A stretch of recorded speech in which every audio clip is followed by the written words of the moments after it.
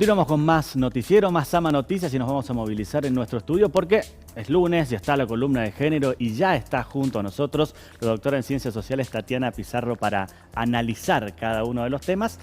En este caso se vienen las elecciones primero provinciales, después nacionales y bueno, siempre está la mirada puesta en el detalle de la participación femenina. ¿Cómo va, Tati? ¿Todo bien? ¿Cómo estás? Un placer. Después de un fin de semana súper Sí, largo. sí. Cuesta. Cuesta, es verdad. Mira, este tema lo traje por recomendación de Analía Santander. Ella me dijo, mira, ¿por qué no ves esto? Y la verdad es que me pareció un tema bastante complejo, primero, de tomar porque desde las agendas feministas venimos justamente luchando mucho por la representación femenina, ¿sí? De la representación femenina y ahora hablamos de transfemenina, ¿sí? Nos interesa justamente que empiecen los colectivos a activarse políticamente, ¿sí? A participar políticamente. ¿Y qué pasa? Esto lo hablábamos detrás de cámara. Hoy por hoy, las mujeres no estamos participando tanto, si bien participamos, somos activistas, militamos y demás, no hay figuras fuertes a la hora de representaciones, ¿sí? Ahí quiero preguntarte por la transversalidad que tiene el feminismo. Digo que, los partidos políticos quizás o la participación política está por debajo de esa participación en la militancia feminista. ¿Crees que es un dato particular que lleva a esta situación? Totalmente. De hecho, es que si vos te partamos, esto me has hecho acordar ahora, así que nuestro movimiento feminista no es una ideología. ¿Sí? Por lo general se está diciendo eso. No, la ideología de género. No, los feminismos son una ideología. Y no, los feminismos somos y no, en realidad sí, está bien dicho porque son varios tipos de feminismos, ¿sí?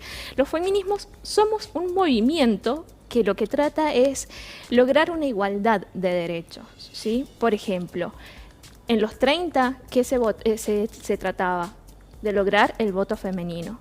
50, 60, lograr los derechos por la reproducción, ¿sí? Derechos sexuales y reproductivos. 70, 80, que nosotras logremos tener ciertos derechos laborales. Y hoy por hoy estamos pidiendo, lamentablemente, pero es algo común, que no nos maten, ¿sí? Además de todo eso, estamos pidiendo que no nos maten. Entonces vos te pones a pensar esto que me decías, ¿qué pasa con los feminismos? ¿Se transversalizan? Sí, por supuesto. Hoy vemos que las agendas estaban puestas por un momento en la participación política, pero hoy por hoy también está puesta en la feminización de la pobreza, en los sueldos dignos, en que no nos maten y demás. Y vos decís, bueno, las mujeres hoy somos parte de un cupo, ¿sí? Decíamos, en Chile esto es algo, nuestra participación es una paridad, no es un requisito para que presenten las listas, ¿sí? Claro. Y en general... No es una cuestión parcial como observamos que sucede. No, es que si vos te pones hoy a pensar cuáles son los partidos o cuáles son las figuras que hay, figuras feministas o femeninas, por así decirlo, ¿cuáles? Encontramos Patricia Bullrich, Cristina, Ofelia, de la izquierda está la rusa, Miriam Bregman y, bueno, Vidal es que ya la tengo negada. No sé, y claro, dejamos de contar. Entonces, ¿a qué se debe? ¿Por qué crees? Yo creo que se debe justamente porque nosotras... Esto me gusta explicarlo como si fuese una carrera, ¿sí? Una maratón. Una maratón de 42 kilómetros, todos van a llegar a la meta, pero vas a encontrar distintas distancias, 5, 10, 21 y 42. Las de los 5 kilómetros van a llegar más rápido a la meta. Las de las 10 le va a costar más. Y así, el de 21 y el de 42 lo pensemos como mujeres, nos va a costar más llegar a la meta. ¿Por qué? Porque no tenemos los mismos privilegios que tuvieron esas personas de 5 kilómetros, que tuvieron que recorrer menos distancia para llegar a la meta. ¿Cuál es la meta? Es un trabajo digno, es una correcta remuneración, porque ese es otro tema. Nosotros, hoy por hoy, en Argentina, 7 de cada 10 personas que pertenecen a los estratos más bajos, que cobran menos sueldo, son mujeres. Entonces, por eso hablamos de feminización de la pobreza, porque la pobreza es mujer, es más, se dice, la pobreza, ¿viste? Juegan con el... Claro. La pobreza tiene cara de mujer, porque justamente nosotras no podemos acceder a esto, Bien. a los derechos básicos. Ahora, Tati, hablamos sobre la agenda del feminismo, que gira en torno de la economía, pero también se me ocurre pensar hasta qué punto esa agenda está dentro de lo discursivo de las promesas o de la misma agenda de candidatos y candidatas. No lo escuchamos. O sí lo escuchamos, pero ¿cómo? Cuando yo asuma, si es que llego a asumir, lo primero que va a volar va a ser el Ministerio de Géneros y Diversidades. O sea, de ese modo se escucha. Y es muy adecuado lo que decís hoy, porque fíjate que nosotras, ¿qué se piensa? Estamos en una coyuntura política muy heavy, ¿sí? Muy difícil, económicamente, políticamente, ya lo hemos vivido. Y hay un escepticismo de la gente, del votante, de la votante. ¿Y qué pasa? Esto que decís, ¿qué se propone? La mujer en las propuestas políticas no está directamente. O sea, es más... ¿Cómo mejoramos la economía, por ejemplo? Con políticas públicas. Hoy, y es muy justo, me venís a decir eso, porque hoy me enteré que el programa Trabajar, potenciar trabajo. Potenciar trabajo, sí. Sí. Las mujeres les están dando de baja a las mujeres. O sea, no es que las mujeres le están dando de baja. Se les está dando de baja por distintos requisitos que, bueno, el programa sí los requiere.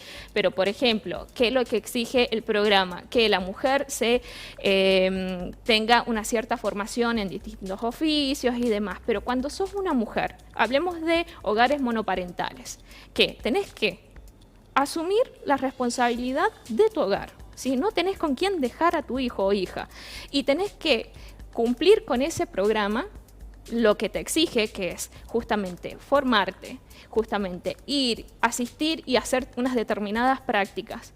O sea, no hay tiempo. ¿Y para qué? Para 6, 7, 10 mil pesos por mes. O sea, les exigen un montón y bueno, y así es como se les están dando de baja. Otro dato que yo justamente quería decir, que nosotras acá en Cuyo, y es algo que me llamó muchísimo la atención, ayer ha sido el día del pago justo. Lo decís, es una pregunta que siempre me hacen en realidad nosotros hay una disparidad en cuanto a los pagos de los trabajos. ¿Te parece raro? Vos decís, en realidad somos un país que más o menos tenemos una mente más abierta, pagamos igual lo mismo por el mismo trabajo y demás. Pero no es así. No es así. De hecho, hay un 25% de diferencia. ¿Qué significa? Que para que yo cobre lo mismo que cobras vos, tengo que trabajar 1 año y 3 meses, ¿sí? O sea, hay una disparidad muy grande y te estoy hablando de Cuyo. ¿Y cuándo se iguala esta paridad? Cuando las personas se jubilan. Es rarísimo. ¿Pero por qué? Porque hay un sueldo base, ¿sí? El sueldo del jubilado, claro, es el básico. Hay un sueldo base. Si entonces, no. No, es rarísimo. Es rarísimo. Entonces vos me preguntás, ¿qué es lo que tiene que hacer? Hay políticas. Por ahí muchas veces se critica desde distintos sectores las políticas públicas, pero es que es necesario que haya un sistema asistencialista que verifique y que acorte esa brecha. Claro, urgente. Es que es necesario. Es necesario que justamente que acorte y que nos dé la posibilidad a las mujeres de los distintos estratos, que como bien dijimos antes, somos las más empobrecidas, que les permitan, que les den las herramientas para que logren tener una igualdad, ni más ni menos. Con todo lo que significa. Tati, un placer, como siempre. Gracias. Muchas gracias.